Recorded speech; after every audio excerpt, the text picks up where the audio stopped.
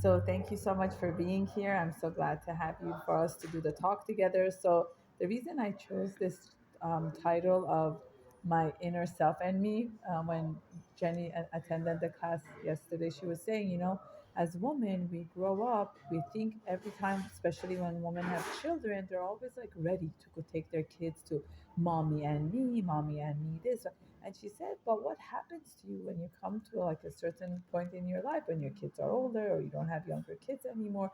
So she says, why can't you do some classes about my inner self and me, like my inner self and me? And I said, oh my God, such an interesting topic to call it.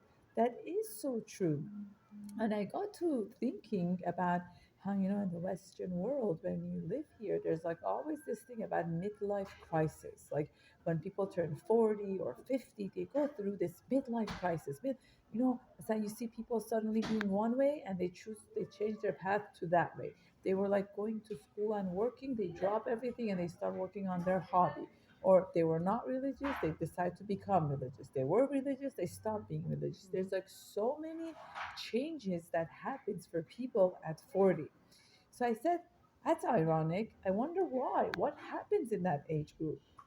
And I said to myself, isn't that interesting that that is the age that they recommend that you could study what? Kabbalah. Kabbalah. Kabbalah. So I said, what does Kabbalah have to do with 40? So the word Kabbalah, mekabel, means to take, to receive, to take in, to receive. So I said to myself, what happens is from birth till 20 years old, what are you receiving? You're receiving from your parents, right? You're learning how to be. So then from 20 to 40, you give back everything you got. You literally like play back. It's almost like you're videotaping. And then at 20 years old, you play all the tricks and tactics and everything that was in your backpack, you're bringing it out to make sense of the world, right? Everything you saw. But then at 40, there comes a time that you're like, who am I? Like, what am I? Which part of these are me? Which part of these are my parents? Which part of these are my teacher? Which part of these are my friends, my families? You come to stage of awakening. So I said instead of it being called a midlife crisis, it should be called midlife awakening because you suddenly wake up and you realize that some of the friendships you have don't make sense, some of the interactions you have doesn't make sense, certain way you dressed it doesn't make sense, the way you looked at in the mirror doesn't make sense because it's almost like God gives you this like midlife awakening of like where are you going now, because during that stage it just I think it's okay good. Oh, maybe if we put the books behind it. Perfect. Okay, perfect. Thank you. So God says, okay, from birth to 40, you're going strong. It's almost I always say it's like your fingers. Like it's like the first 10 years, 20 years, yeah, 30 years. And then suddenly you start like going down and like, where am I? What am I really? So in your tens, your twenties, your thirties, you're like you're extremist. You're going as high as can be, but then 40 and 50 and on, you come into this realization as who's the I? Who's the ego within me? What in the world am I doing here? And then you come to say, what am I about? What is my purpose here? Because there's this realization and this awakening that happens. To some people it's a good one, some people it's not good because they didn't make the choices they wanted to. But the biggest lesson is to take this moment and you're learning from within yourself that you have to come to a point that you tap in and you realize that you got to know yourself. If all your life you were brought up, and we go back into this, some cultures, the family raised their purpose of existing was for the kids. So there's a lot of guilt and shame. I did this for you. I put everything aside for you. I came to America for you. I gave up my homeland for you. So then, those are all the guilt you raise. Then they say, how could you do this to me? How could you want to go do A, B, and C? How can you do this to me? So then there's this other part of like, thank you. And then there's this part of like, so what does that say about me? If If I do this and I hurt you, so am I wrong? Are you wrong? So that there's this part of like this realization of where am I holding? What am I about? But meanwhile, what you do, you develop maladaptive behaviors to just survive. What does that mean? What does maladaptive behavior mean? These are behaviors we pick up during childhood to be able to cope with the shame. So if I wanted to do something and my mom didn't let me, there's a few things I do. I either ignore it, I either go eat something, I either go play to distract myself, I either start organizing and cleaning. I try to find things that I can have control on. So what do? Turn off that switch. I tell my mom, Mommy, I really, really want to go learn soccer. Soccer? That's not for you. La, la, la, la, la, la. Again, another light switch or a door closes. Some days later goes by, you say, I heard my friend is traveling to this. I really want to go to. Girls like you should never do that. Again, another light switch, another door closed, door closed, door closed. And then you come to a point in your life where you have all these shackles that are pulling you down, but something inside of you doesn't feel right. It doesn't feel like it's you. But what happens? Life happens. You grow up, you become 18, 20, you're encouraged to date, you're encouraged to get married, you're encouraged to raise your kids. But meanwhile, guess what?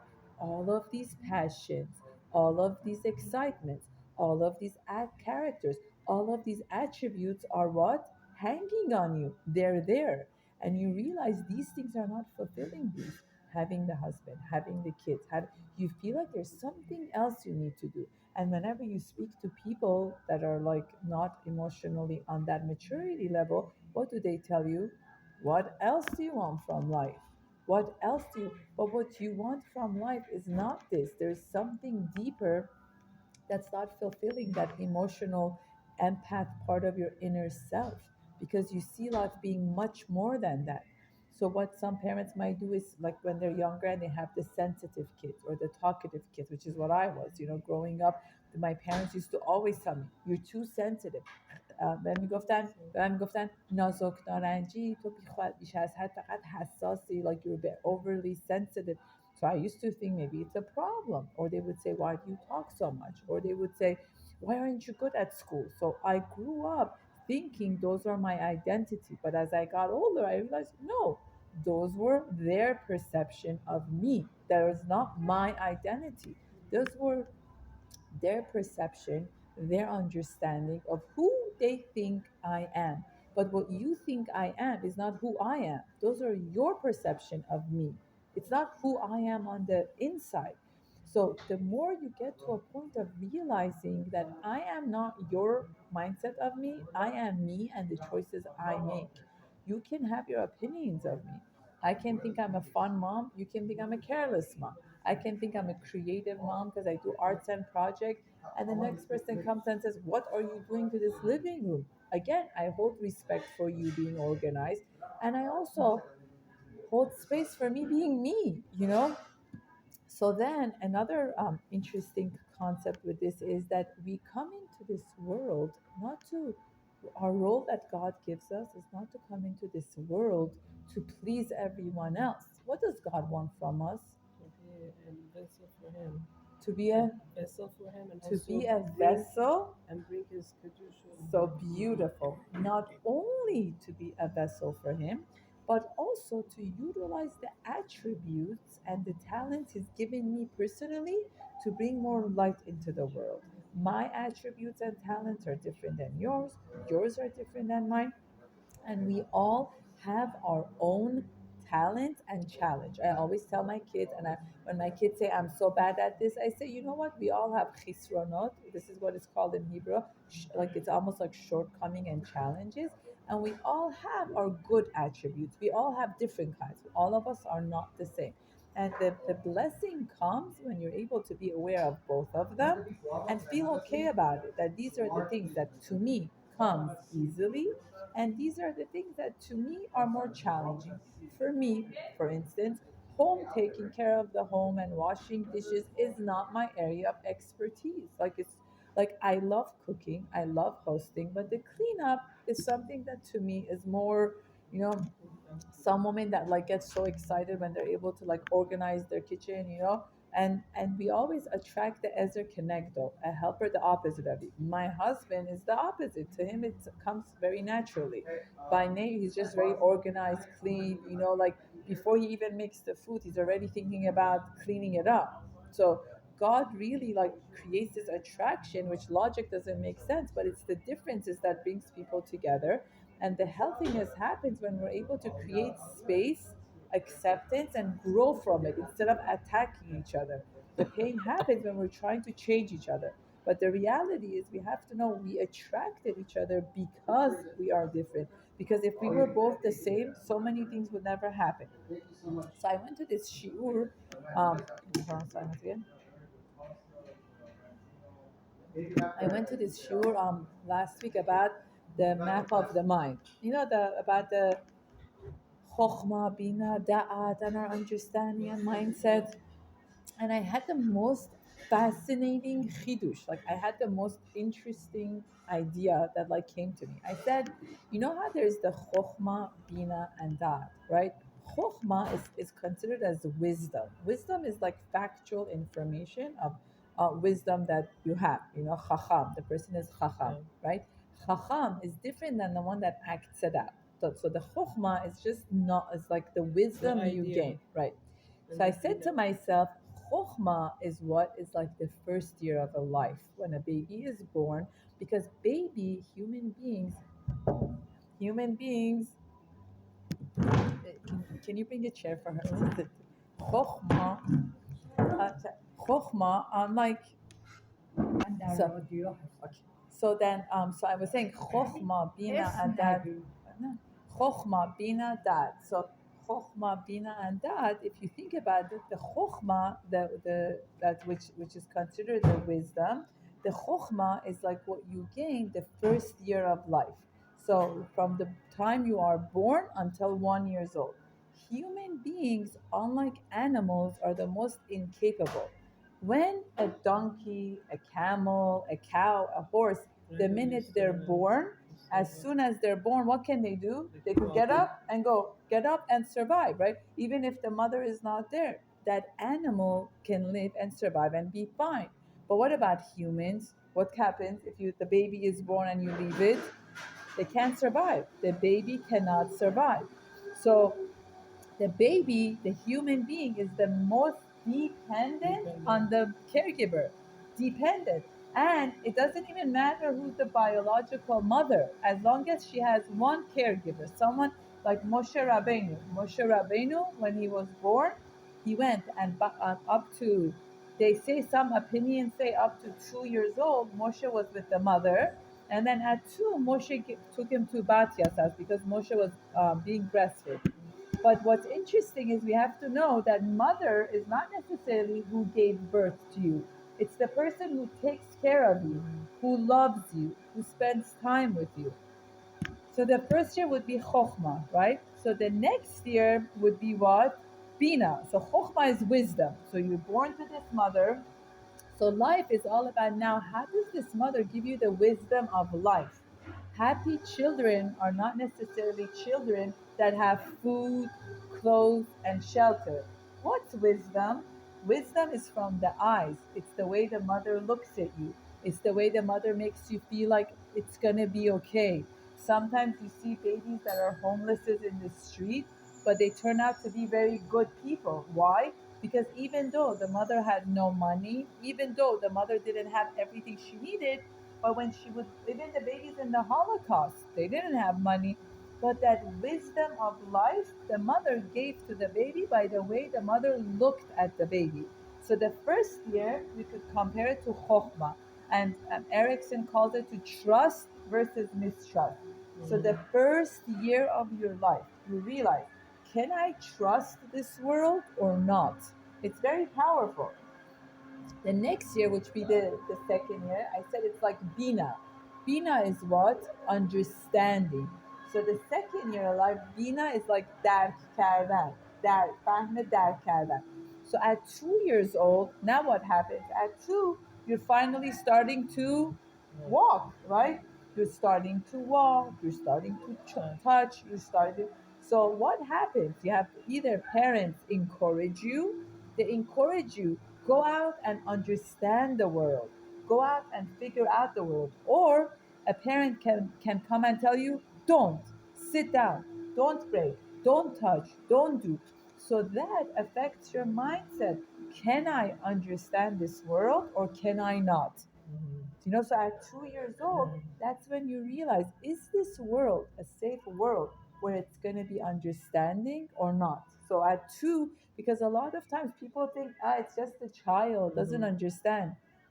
But the speed of the brain, like the fastest it grows, is from birth to 3 years. It continues to grow, but from birth to 3 years, it's going the fastest as can be. So then you come to third. What's third? Da'at. I mean, the So it was chokhmah. I just made this up. I'm not quoting anyone. I just made this up in my own head. So just to clarify, I just want to disclose for whoever's watching and seeing this. I just made this up in my own head. So the third is what? Knowledge. Da'at, right? So chokhmah, bina dat. And what's at what year do they cut the baby's hair? Three, right? Three is the symbolic. Now you're the age that you have da'at, you have knowledge now. So at 3 years old, if you were given enough chokhmah, enough bina, enough, you come to have enough da'at. Now, what's da'at? Da'at is the knowledge you use to relate to the world. At 3 years old, they encourage the boys to wear talit katan. They encourage the girls to wear their skirt. They encourage the girls to start praying and davening. How old was Abraham when he asked who made the world? No, no, no. How old was he when he looked at the stars? Three. Yeah. He was three. He was 3 years old because he looked up at the stars and says, but you might come and ask, how could that be? Abraham's father was a idol worshiper, right? Idol maker. Idol maker, not only worship, it was an idol maker. But what we could understand is it could be that Abraham had a mother that gave him the chokhmah, the bina, that led him to the curiosity and the questioning. Because those first 3 years of life makes a huge difference on how you view yourself and how you relate to the world. So many people in the past used to think that مثلا آسیب پیدا کردن trauma آسیب و اینا is only when the mother hits, drinks alcohol, abuse, divorce, violence. In the past, they used to think these kids become traumatized. Now the study says no, it's not only that. It's also if the mother was depressed, if the mother was sad, if the mother was worried for food. So the mother doesn't even have to say anything. They did a research at one of the big brain places. They had two groups of women. One group of 20 women where their mother was clinically depressed on medication for depression. Another group of 20 women where they were fine. They did a brain scan on all of these 40 kids. They did an MRI. And guess what? The 20 mothers that were depressed, the MRI of their babies were different than the ones not that they, why? Because the exposure that they had to a mother who was emotionally checked out and depressed affected the brain of the baby. The mothers were depressed, but they fed the baby, they changed the baby, they put clothes on the baby. But guess what was missing? The chokhmah and the bina, that I'm here for you, that I understand you. So what's the oxygen to a human being? Empathy, affection. What is the first word of the Shema Israel when we say to Hashem, the first tefillah we read to Hashem? What does it say? The first paragraph or the first The sentence? first word of the paragraph after you say Baruch Shem. Shema. After, so you say the Shema. Ve'ahavta, With your whole ve'ahavta et Hashem bechol levavecha. Because if you want this child to grow up to love me, if you want this child to love the world, if you want this child to feel safe towards the world, what's more important than anything else? More important than food, more important than shelter, more important than anything in the world is what? Love. The ahafta. Love. But what happens? What if you don't have love? You didn't get love from your mom. How could you give love over? So the brain is the most. It's very. It's a neuroplasticity. What it means is that the brain can constantly change. The brain has the ability to constantly change itself. But what we have realized is that trauma, fear, and stress, the brain holds on to much faster than love, affection, and safety. Because fear is survival, right? You have to survive. So it holds on. The smallest thing that scares you, your brain holds on to it. Smell, whatever it is, it holds on to it because it wants to make sure that it doesn't die. So, how do you undo that? You can always add on safety and the love and the affection. So we said Chokhmah was the first year, which is wisdom, that fahm, and then Bina, dark kardan, understanding, and then Da'at is being able to relate over the knowledge. So I said to myself, when you go through life thinking and saying to yourself messages that I am smart, I am lovable, I am worthy. So if we were to compare, I am like, or you could say I am knowledgeable. So when you go and you keep giving yourself these messages, I am smart, I am lovable, I am knowledgeable, what happens? So what's on top of the etadat? Keto. Keter. Keter is the crown of glory, right? What is the ultimate way of being? Is that when you're able to come to a point in your life, which goes back to our talk of like 45, 50 years old, that you're like, wait a minute, none of these people are wearing my keter. They all have their own keter. It's not my mom that holds my crown. It's not my grandmother. It's not my father. It's not my husband. It's not my children. It's not my coworker. It's not my friend. So you keep going around through life wondering, where is my happiness? Where is my happiness? Give me my happiness. You took my happiness. You took my sister, my mother, they did it to me. They did it to me. Unfortunately, some people will never come to this awakening that you're looking in the wrong places. Where is it? Inside of us. On your own head. Your crown is on your own head with God. Your crown is not on anyone else's head.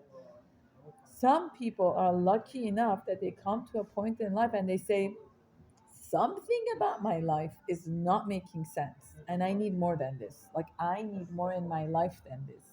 So I always tell my khala that it's not about zan zendegi azadi, it's about zan zendegi and tekhab. So I'm a woman, it's my life, it's my choice. It's not even about freedom. I need to have the right to choose, and I need to know that those choices will have consequences on my life. So what happens is when a person gets into a point in their life where they realize, I am smart for being me because this is the chokhmah that God has given me. I am lovable because God has created me to be lovable. I am knowledgeable because that's the ability God has given me. It's within me. Then I'm able to reach my own what? My own crown on my own head. And when you reach that point of your life, circumstances will not bother you as much. When you're able to know that you have your own crown, when you go somewhere, someone says, oh, you didn't talk so nicely. You're not dressed nicely. You don't know what you're talking about. You're this, you're that. You listen to them.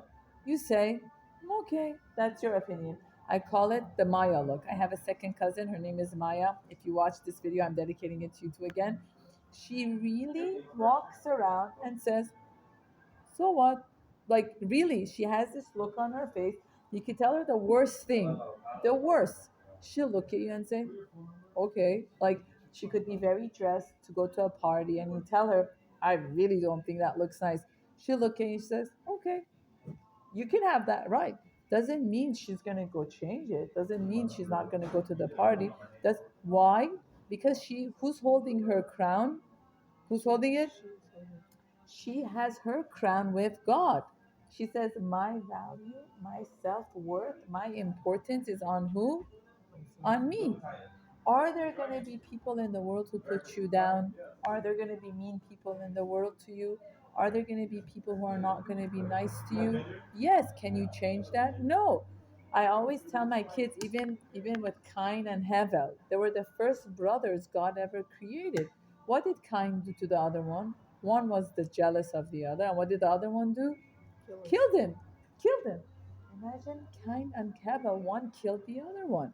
So now you want us to think these are these instincts that has to do with jealousy, with blaming, with fighting, with surviving. It's Yes. our animalistic instinct for survival. But in order for us to make this shift to thriving, we have to first trust that the world has more to offer. I don't have to be in a survival mode. And our brain has two options. It's either scared or calm. There's no other option. Your brain is either scared or calm. So, based on your upbringing and based on your genetic, you either are very on hyperarousal mode. That means you're always ready to fight and attack because you're always in a dangerous feeling, or you're calm and serene. This has to do with your genetic, your environment, and your upbringing. But the ideal way of being in life is to what? To be Um, calm. You walk with your crown on your head and you say, ultimately, I know who's in charge.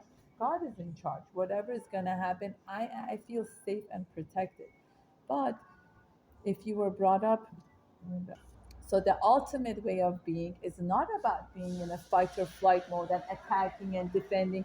And when you do meet people like that, you have to know there was a time in their life where they felt the world is not safe and I need to protect, myself. protect. I need to protect me. I need to protect my family. I need to. So they're constantly in this hyper arousal mode because they feel like the world is not safe. So during the first 3 years of their life, instead of building on chokhmah, bina, and da'at, what was it? Fear, fear, fear. So their brain produces more and more cortisol, which we are at Star Juice right now where they have really good food. I was speaking to him that there's a lot of research that says like almond and walnut has what's inside of it is magnesium, which lowers the level of cortisol. And guess what the walnut looks like? The brain. Because it's telling your brain, take it easy, buddy, take it chill pill and relax. We're okay. You don't have to worry. And these are the things. And what's the best thing that you could calm your brain? Oxygen. Oxygen. Oxygen, when you get enough oxygen to your brain, that's what calms your brain down. When you're anxious and nervous and stressed, your mind is working on survival mode. So it goes back to your limbic system, your mammalian brain, and it's fighting. So I was showing you. So the brain kind of like looks like this. You know, you have the brain stem here, under your brain, like right through your eyes, there's an area, it's called the amygdala. Amygdala is in charge of your central nervous system that tells your body, are you safe or you're not safe? When the amygdala gets activated, it sends a dangerous mode to your whole body that there's danger outside. Go into the fight mode, right? Like the alarm of the car. Most people, when the alarm of the house or the alarm of the car goes on, do they call 911 right away? Or do they go check to see if something's there? Usually you go check. But with people that are in a hyperarousal mode, every setup becomes calling the cops. So what you have to do is you gotta tell yourself, let me think about this. Instead of going into motion mode, I gotta slow down and let me reevaluate what's going on. So what we were talking about earlier, not every look, not every ignoring, not necessarily has to do with you. It's not necessarily that you are the bad person. It could just be that those people, for whatever reason, cannot handle your energy, cannot hold what you're representing. It's just too much for them. So they rather ignore you. They rather move aside because what you're bringing in is too much for their nervous system. So instead of having your nervous system go off by just reacting, you take a moment and you check in with yourself. And usually people go either into fight, to fight back, flight, run away, or they freeze and they regress and they get depressed and they go inside themselves. So in order for us not to get into that mindset is to say, pause, let me stop, let me slow down, let me check again what just happened, let me look again what just took place, instead of going into an immediate reaction mode, which goes back to that inner self. What was I taught? How was I taught? How was I shown to relate to the world. So then when you do come to that age, like I told you, to 40 and 50 and on, now you have to tell yourself, my feelings are mine. If my mom or my dad or this person was not able to hold on to it, that doesn't mean it's a bad thing. It could just be they were not able to hold on to it. So now I come to a point and a stage in my life where my feelings are mine, my sadness is mine, my excitement, my revenge, my resentment, my frustration, whatever it is, it's mine. And I can hold on to it and I can sit with it because emotions are like the dance of the soul. It's trying to tell you something here is not feeling good or something here is feeling good. But when you were never taught as a child to make that connection with your gut feeling and your emotions, you close the doors. So then you come to that stage in your life where you have this awakening. What am I feeling? What am I sensing? And how can I be true to myself? How can I be true to where I'm going? So that's why, many times you hear from people when they're 15, they say, who's the most popular girl? Oh, she knows everyone, right? Most of the time, those popular girls, by the time they're 40, 50, they have one best friend, and that makes them the happiest. So all those friends were acquaintances because you come to a point in your life, you're like, you know what? Half an hour with a good friend with a good energy is much more worth it than being in a group with 20, 30 people, because during those stages of your life you're running away from things that you're not even sure of running away. But that reconnection with the inner self is, how can I tap into that inner part of me, be okay with it, be safe with it. And people that have that, they're not bothered as much with people's reaction. They see it as just a reaction and they don't personalize it. When they get more comfortable with themselves, instead of blaming themselves, they just, okay, I guess she doesn't have time for me.